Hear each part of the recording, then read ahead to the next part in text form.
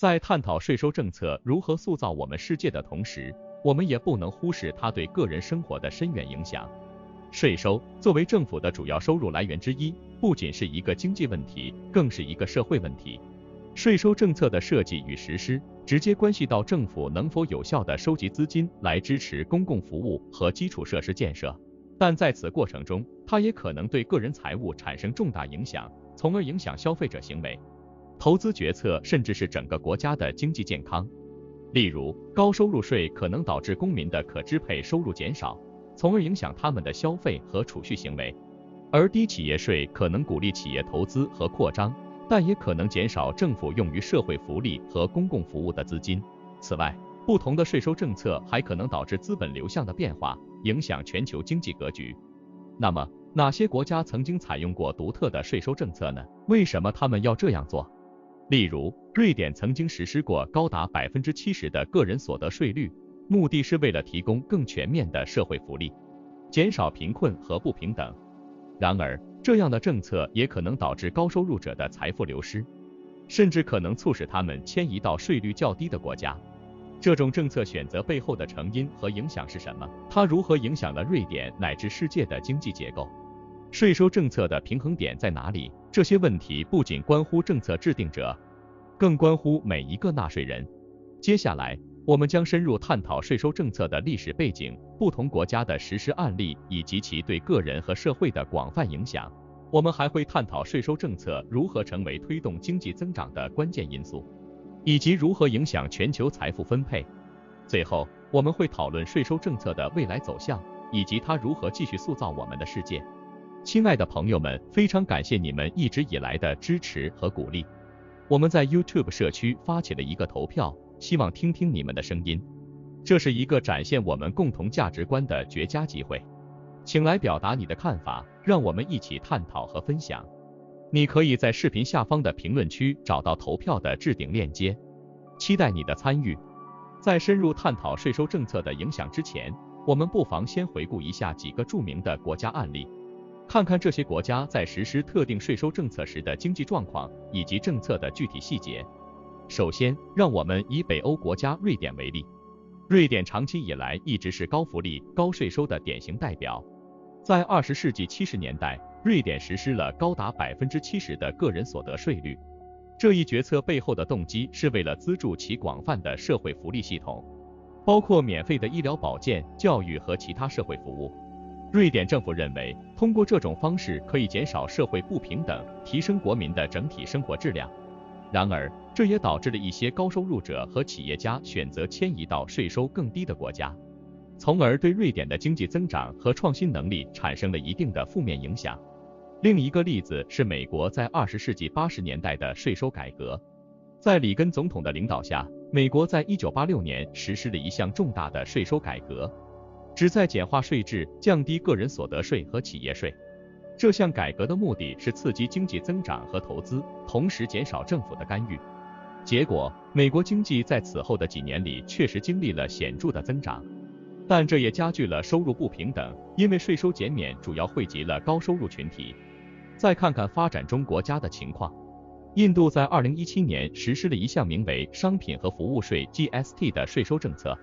旨在替代多层次复杂的间接税制，建立一个统一的全国市场，提高税收效率。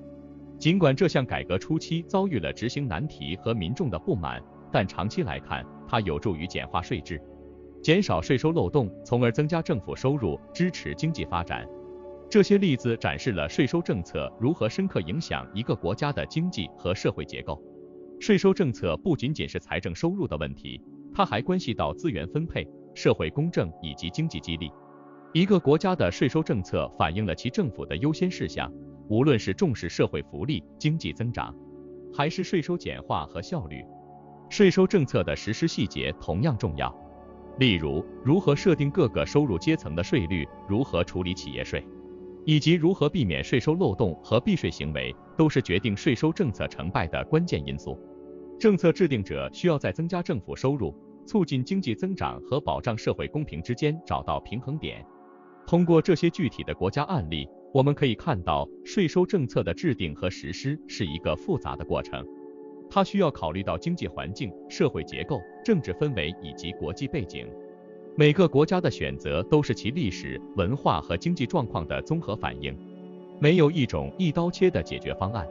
通过深入分析这些国家的经验教训，我们可以更好地理解税收政策如何在全球范围内塑造经济和社会。在审视税收政策对国家经济转型的影响时，我们发现这些政策通常会引发一系列深远的变化，无论是在短期还是长期内。以瑞典为例，高税收政策初期确实带来了一些挑战。高个人所得税率导致了一部分高收入人群和企业家的流失，这对国内的创新和企业投资产生了一定的负面影响。然而，从长期来看，这种政策也促成了瑞典强大的社会福利体系，提高了整体的生活质量。教育、医疗和社会保障的全面覆盖，使得瑞典成为世界上最幸福和社会最平等的国家之一。此外，这种模式也吸引了大量外国人才，加强了国家的人力资源储备。在美国，1986年的税收改革对经济产生了显著的短期影响，税制简化和税率降低刺激了企业投资和个人消费，这在一定程度上促进了80年代末和90年代初的经济繁荣。然而，这种政策也加剧了贫富差距，因为税收减免的主要受益者是高收入群体。长期来看，这种不平衡的税收政策可能会对社会稳定和经济持续增长产生负面影响。而在印度实施的商品和服务税 GST 改革则是一个更复杂的案例。虽然 GST 的初衷是为了简化税制，增加政府收入，但实施过程中遇到了众多挑战，包括税率结构的复杂性、企业和消费者适应新系统的困难等。不过，随着时间的推移， GST 逐渐开始发挥其预期的效果。它简化了税收体系，减少了多层税收的重叠和混乱，从而提高了政府的税收效率和透明度。这对于印度这样一个庞大且多样化的经济体来说，是一个重要的进步。这些国家的例子说明，税收政策的实施往往伴随着一系列复杂的经济调整。在短期内，改革可能会带来不稳定和不确定性，但在长期来看，合理的税收政策能够促进经济增长，增加政府收入以及提高社会福利。重要的是，政策制定者需要充分考虑税收政策的长期效应，确保其不仅有利于当前的经济状况，也有利于未来的可持续发展。总之，税收政策对国家的经济转型起着至关重要的作用。不同的税收政策会导致不同的经济和社会结果。政策制定者在设计税收政策时，需要综合考虑经济增长、社会公平和财政可持续性，以实现最佳的经济和社会效益。税收政策的成功实施需要政府、企业和公众的共同努力，以及对政策效果的持续监测和调整。通过这些措施，税收政策可以成为推动国家经济转型和社会进步的重要工具。大家好，我们是一个充满热情的初创团队，致力于创作精彩的视频内容。我们真诚地希望能得到您的支持和鼓励。如果您喜欢我们的视频，请不吝点赞和订阅，这样可以帮助我们的内容更好地适应 YouTube 的推荐算法，让更多人看到我们的作品。同时，我们非常欢迎您在评论区留下您的宝贵意见和建议，无论是喜欢、不喜欢，或是其他任何想法。您的每一次互动对我们都至关重要。感谢您的观看和支持。税收政策不仅影响着一个国家的经济和社会结构，它还在全球范围内产生着深远的影响。在全球化的今天，一个国家的税收政策变化往往会引起连锁反应，影响国际投资、贸易平衡，甚至是全球经济的走向。以欧盟为例，近年来对于数字服务税 Digital Services Tax 的讨论就展示了税收政策如何影响国际经济格局。欧盟提出对谷歌、亚马逊等大型数字公司征收更高的税收，这引起了包括美国在内的多国关注。这种跨境税收政策的提议不仅关系到税收公平性，还涉及到全球经济权力的重新分配。尽管存在争议，但这种讨论促进了国际社会对于税收公平性和数字经济税收制度的深入思考。再看看中国，近年来中国在减税降费方面的努力，对全球经济也产生了显著影响。通过降低增值税和企业所得税，中国政府旨在激发市场活力，促进经济增长。这些政策不仅对中国国内的企业和消费者产生了积极效果，也吸引了更多的外国投资，加强了中国在全球经济中的地位。税收政策的全球影响还体现在国际避税问题上。全球范围内的税收规避行为促使 G20 等国际组织和国家加强合作，制定更加严格的国际税收规则。比如 OECD 就提出了针对税基侵蚀和利润转移 BEPS 的行动计划，旨在打击跨国公司的避税行为，保障国家税收权益。这些举措不仅增加了各国政府的税收收入，也推动了全球税收政策的透明化和公平化。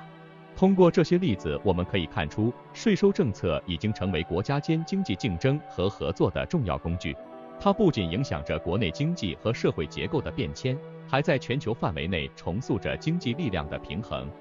在未来，随着全球经济一体化的不断加深，税收政策将在国际舞台上扮演越来越重要的角色。